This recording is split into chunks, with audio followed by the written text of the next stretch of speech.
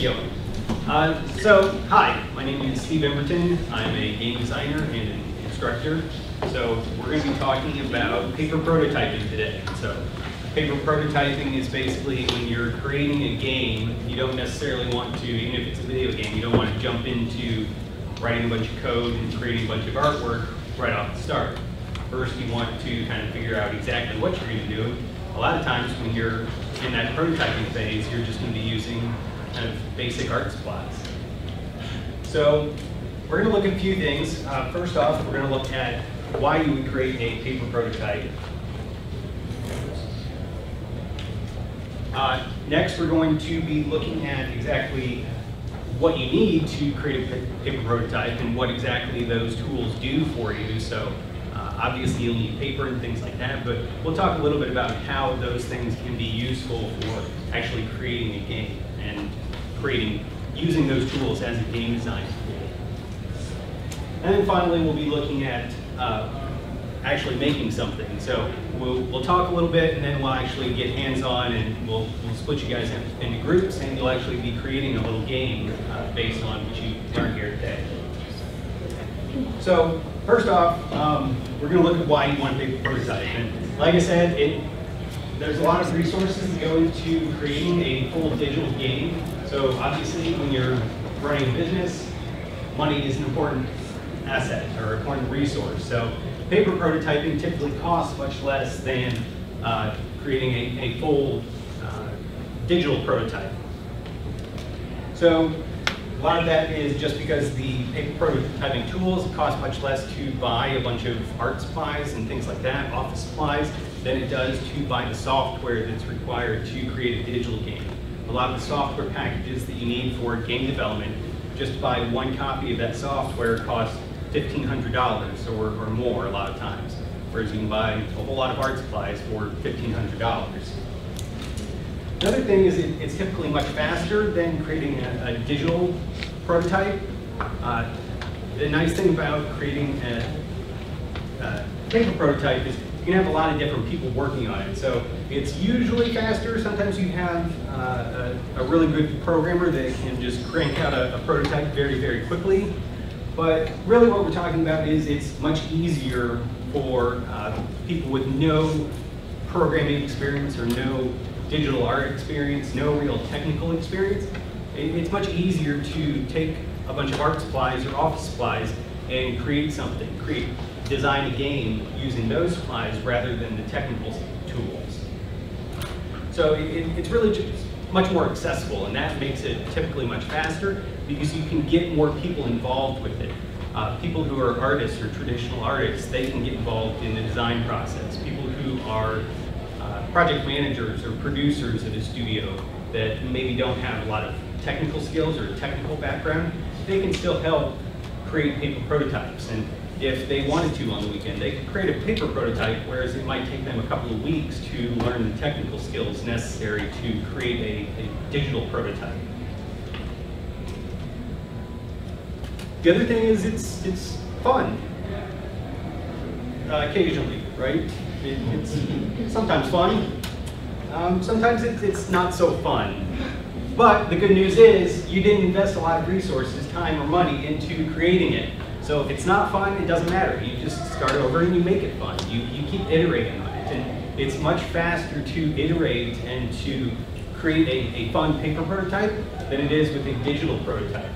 When we're talking about the programmers writing all of the code to create a digital prototype, if they make a mistake early on, it's very difficult to go back and fix that mistake. When we're talking specifically about a design mistake, sometimes if you've spent a lot of time creating a digital prototype and you find out it's just not fun, you spend weeks or months or even years sometimes in finding out that your game isn't fun.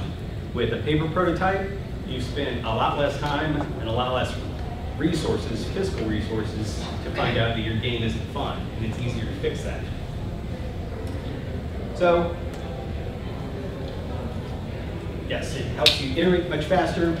And then we're going to look at, those are some of the reasons why you want a paper prototype. Now we're going to look at what exactly you need and what those tools are used for when you're paper prototyping.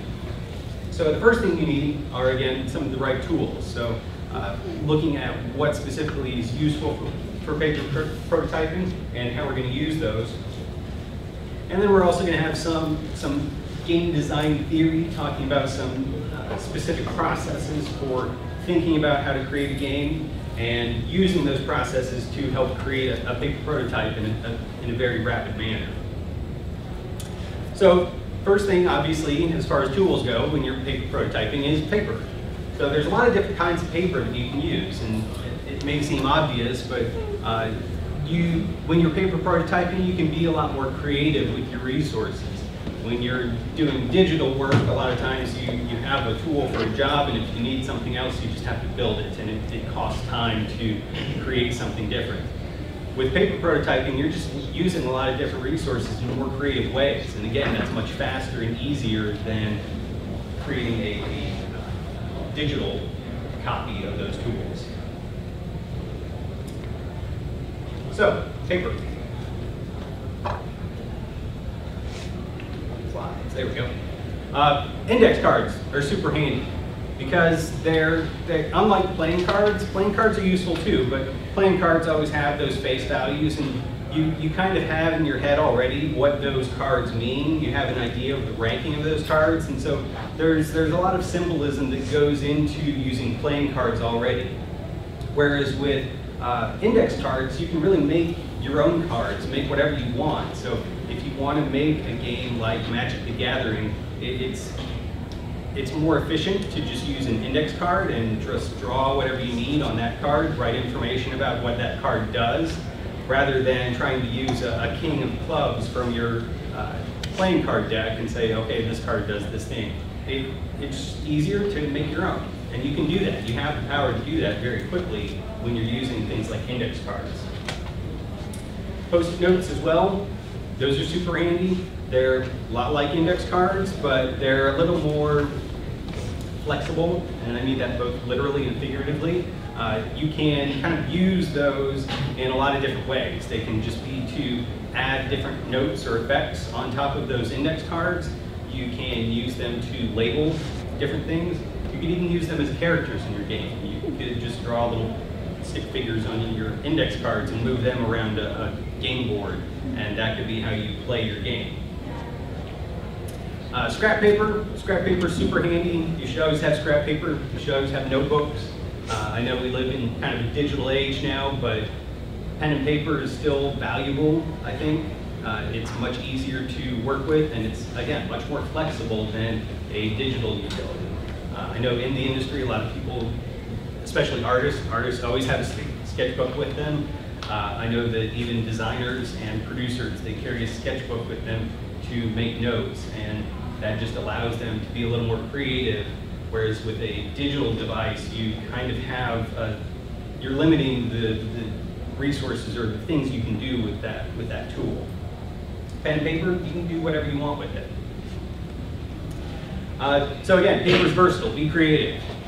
Don't think of an index card as a thing that you write notes on. Think of it as you can cut it in half and make 2 characters for your game. You could, I don't know, cut it in half and make it like an actual cutting a person in half in a surgery game or something. That sounds a little gruesome, but it could work. And so you can do a lot of different things with those cards. Feel free to draw on those cards and make them what you need them to be. So dice are also very important. Dice add an element of randomness to your games. Randomness is a very important aspect of a lot of video games, even board games. Not all games need randomness, but it does come in handy when you want the player to kind of deal with unexpected circumstances and things like that. So dice they add an element of randomness, but there is still an important, you have to understand a little bit of the probability that comes along with dice. So 6-sided dice are what we're most used to. You see that in a lot of games, and they're very typical. The thing with 6-sided dice is they're a little hard to work with sometimes if you're thinking mathematically in terms of probability. There's a 1 in 6 chance of getting any one face when you're using a single 6-sided die, right? You have a 1 through 6, and you have an equal chance of getting any of those numbers. So what that works out to mathematically is a 16.66666% chance of getting any of those numbers. That's not real friendly in terms of mathematics. What you could do is if you said, okay, if I get a 1 or a 2, this thing happens. If I get a 3 or a 4, this thing happens. If I get a 5 or a 6, then this third thing happens. Then you've got a 1 in 3 chance of any of those things happening. That's 33% chance. That's a little more mathematically friendly. So I always tell my game students too, I teach it at college.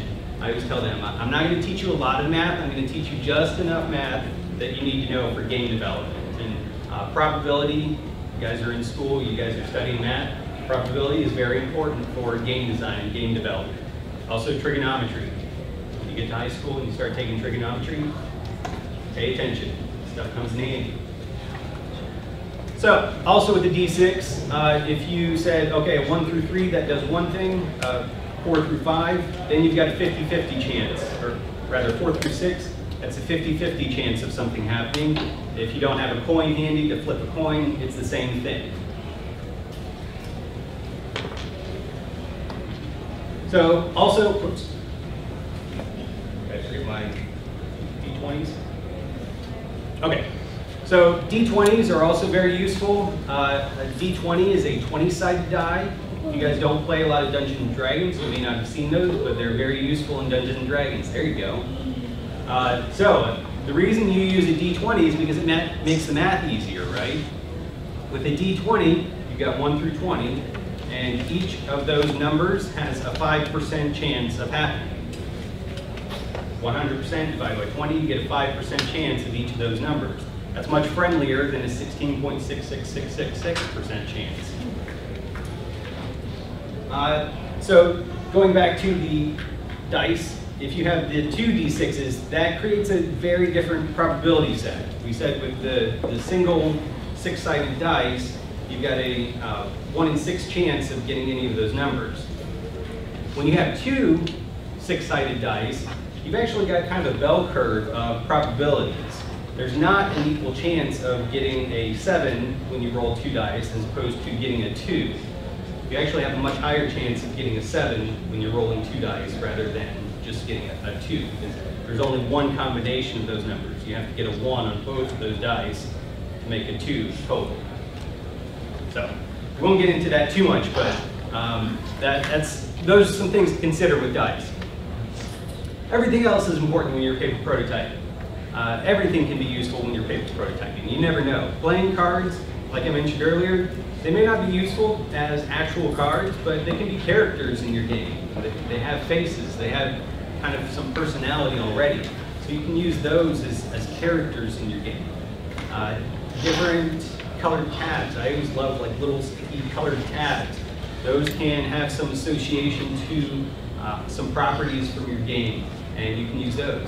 I'm a big fan of poker chips. Use poker chips for any sort of coins or money that you're going to be using in your game. Monopoly money is good too. So if you've got just a bunch of different board games, grab pieces from all of those and throw them together. That's called kit bashing. Very, very useful for creating paper prototypes. Office supplies are really fun too. Just any kind of office supply, really. I like, staple removers that have the big teeth on them. I like making those monsters. Why not?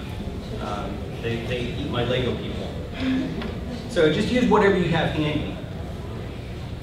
So moving on, now that we know kind of a little bit about why we want a paper prototype and some of the tools that we're going to use when we're paper prototyping, let's move on to some game design theory and think about what actually makes a good game. And when we're going to be using these tools, what are our goals? What do we want to accomplish? What makes a good game? So there's a lot of different theories in game design, and if you guys are interested in that, I encourage you to study game design. It is an art and a science, and it is there's a lot to it. But we're going to focus on a very, very small subset of game design theory, which is called the Md80 Framework. And Md80 stands for Mechanics, Dynamics, and Aesthetics. And I'm going to say those words a lot. So mechanics, dynamics, and aesthetics. The reason we're going to talk about that today is because it's pretty easy to get your head around, and it's pretty easy to explain, and it's pretty easy to pick up and use. So we're going to talk about that today, and then we're actually going to have a chance to jump in and use that theory when we're creating our paper prototypes.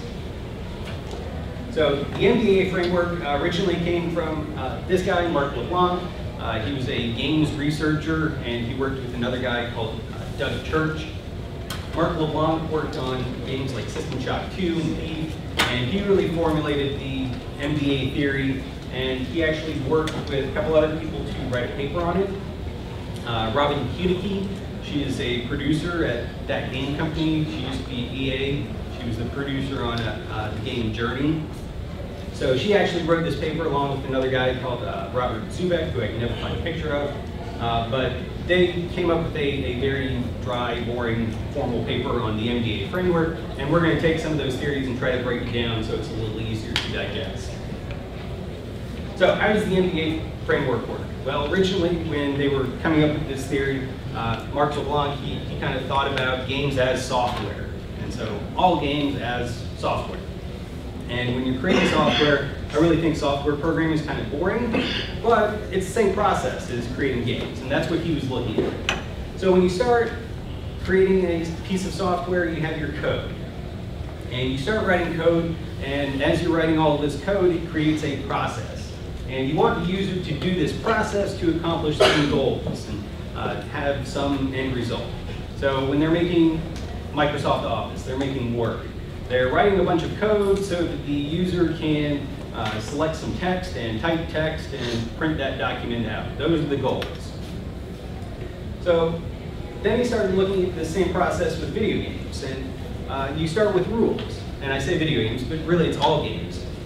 So you start with rules. The rules of your game are kind of like the code. They're the base foundation when you're thinking about what a game is. From those rules, once you understand those rules, then you can actually play the game. And your player starts playing the game, and as you are playing a game, you start to have certain feelings, and you have an emotional response. And for a lot of games, that's fun. And so I put fun in quotes because fun is a very, very vague term. What's fun for one person may not be fun for somebody else. And there's a lot of games nowadays that aren't even, that's not even their goal. They're not meant to be fun. They're meant to be scary or creepy or sad or disgusting or something. It has some other emotional target for the players. Yes. So the idea of fun, though, is still important for games because that's what a lot of people think of when they think of games. When they think of play, they think of fun. There's a book, there's literally books written about just fun. One by Rafe Koster is a really good book called The Theory of Fun. If you're interested in game design, I recommend that book. Mark LeBlanc himself, who came up with this Md80 framework, his website is called 8 Kinds of Fun. It has his theory, kind of a larger theory about the 8 different kinds of fun and why people play games and the different types of people who play different types of games. Like I said, there's a lot of other research theory on what fun is and what other people think is fun. But let's not get too far ahead of ourselves. We've got this code, we've got these rules, process and play, goals and fun. These are kind of how these games and software correlate. So then we started looking at kind of broader categories and said, hey, that code and those rules, those are mechanics. Those are things that are the base rules for what is going on in this system. You might see where we're going with this.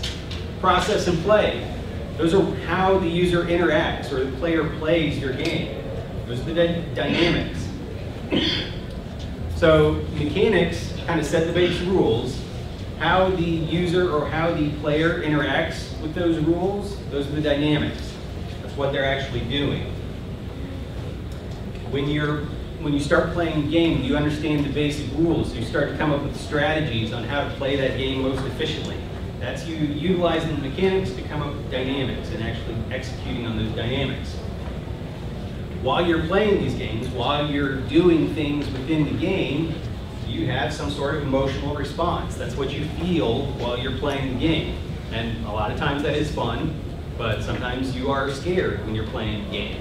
And that's by design. That is the intended response. Well, hopefully. That is hopefully the intended response that you're experiencing while you're playing games. So those are broadly called aesthetics. That's the emotional response that the player has while they're playing a game. The feels, as they say. So looking at this framework, the mechanics, dynamics, aesthetics framework, game designers and players kind of approach this from two different mindsets. So most of you are probably more familiar with playing games than designing games. Even I am. I play a lot more games than I've made. So when you're playing as a player, you first have to learn the mechanics. You need to understand the rules of the game before you can actually start playing it.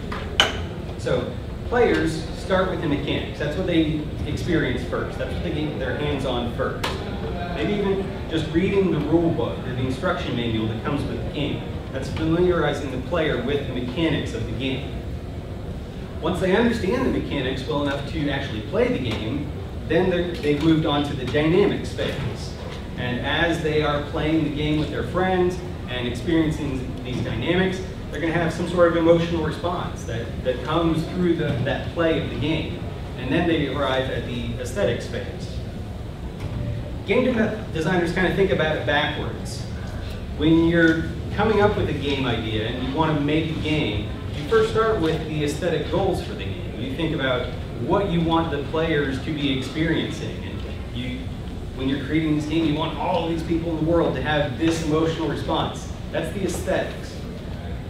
So you've set the aesthetic goals for your project. You decide this is what I want the players to feel with this game. Then you start thinking about what you actually want them to do to make them feel that way. Remember, the players are going to be going the other way, but you kind of work backwards. So you're thinking, what do I want the players to do that's going to make them feel this way?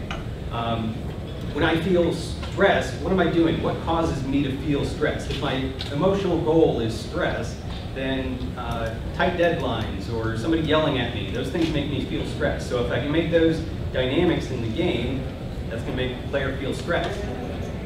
Going back further, we've decided what the dynamics are, we've decided what we want the player to do.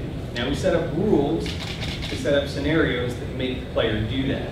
And those are the mechanics, setting up those rules to have the player go through processes to have an emotional response. That's basically, in a nutshell, how all of this works. That's all really vague. That's all really vague.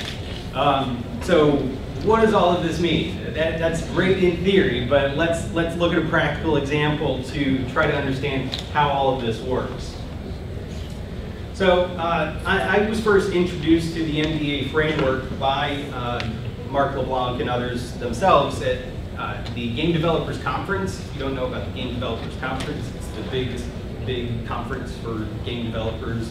That's kind of self-explanatory, but it's in San Francisco every year. And one component of the Game Developers Conference is the Game Designers Workshop. And so these people put on this workshop and they introduce attendees to this theory. So that was kind of my first experience with it. And they did a workshop very similar to what we're going to be doing today. And so as part of that, they had us create a paper prototype of a digital game that we were familiar with. So we knew the game, we knew what its targets were, and then we were supposed to work backwards and create a paper prototype. So the game we came up with was Paperboy.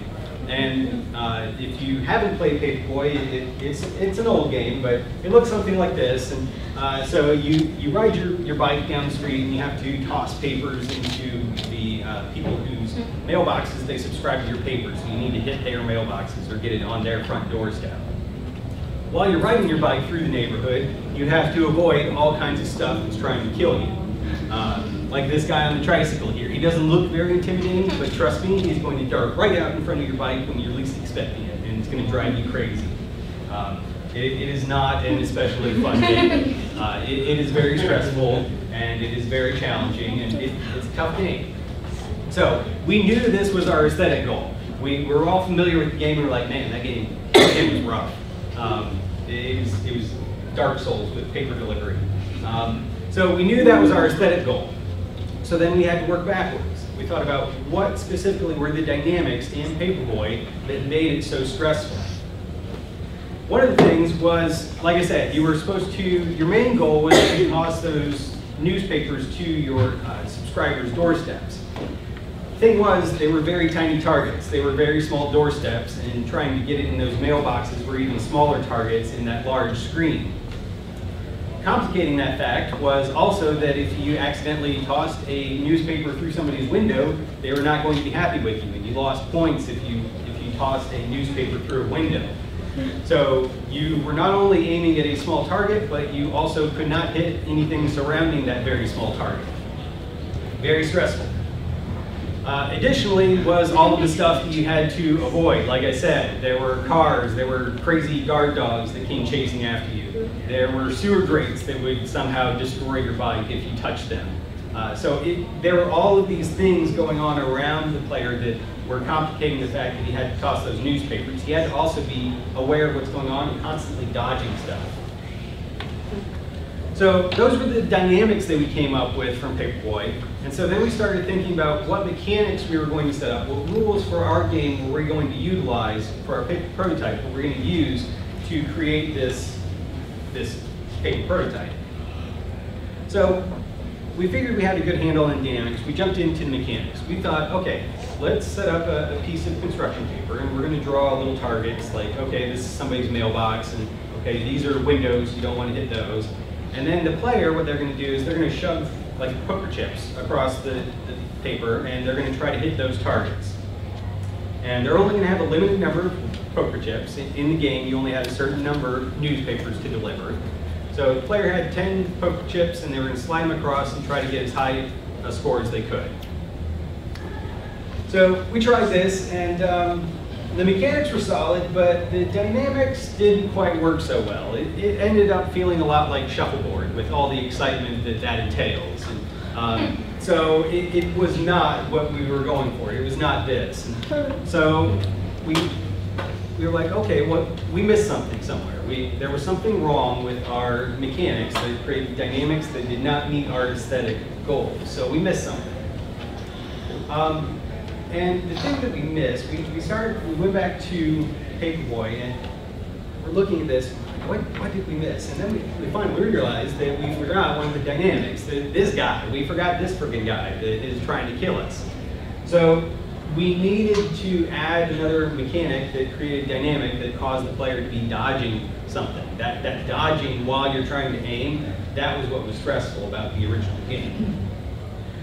So we came up with something additional. In addition to trying to shove those poker chips across the table and hit those targets, we also gave the one player a cup that they had.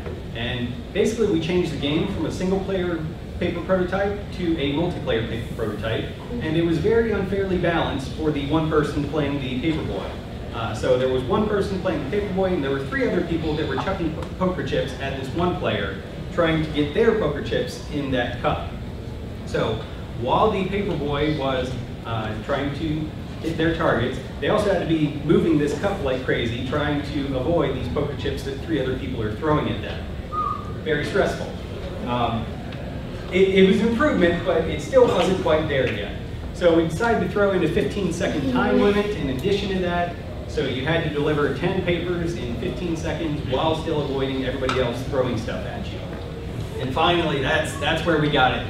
People hated the game, but they couldn't stop playing it. And that's really what Paperboy was all about. It was super frustrating, but you kept playing again because, man, you were going to get it this time. That's a very old school design pattern. You don't see that as often much. It's kind of making a resurgence, but those were some of the things. And you see how when we missed that one dynamic, we didn't meet our aesthetic goals. And so you kind of have to take a step back. You're constantly play testing, realize, okay, this isn't quite it, so take a step back and reevaluate and kind of retarget.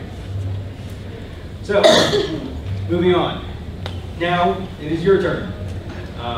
We're going to kind of get with the groups. You guys are kind of in groups already. Loose contingents. Okay. Come up with a game that everyone's familiar with.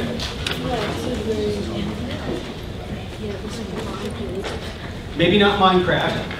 That'd be tough to paper prototype. I know. And then what you're going to do is, I'd like you guys to work on coming up with a paper prototype for that game. So take some digital game and think about what do you feel while you're playing that game. Work backwards, think about what you feel, think about why you feel that, what you're doing in that game to make you feel that way, and then think about the rules that you can do in a different format in order to accomplish those same aesthetic goals. Playtest early and often. Playtesting is important. You want to check to make sure that you're meeting those aesthetic goals. I'm going to be going around with my helper Katie. Katie's an awesome designer and artist as well, so she's going to be helping out. And we're going to check in with you guys, see if you need anything. We'll pick up again around 2 o'clock, so about 45 minutes. We'll check in and see where we're at and go from there. Questions? No. All right, thanks guys. Let's go to it. We've got all kinds of supplies right up here. So you've got some scrap paper and pens on your individual tables, but we've got index cards, we've got construction paper, we've got markers, we've got dice, all kinds of stuff here. So we need dice.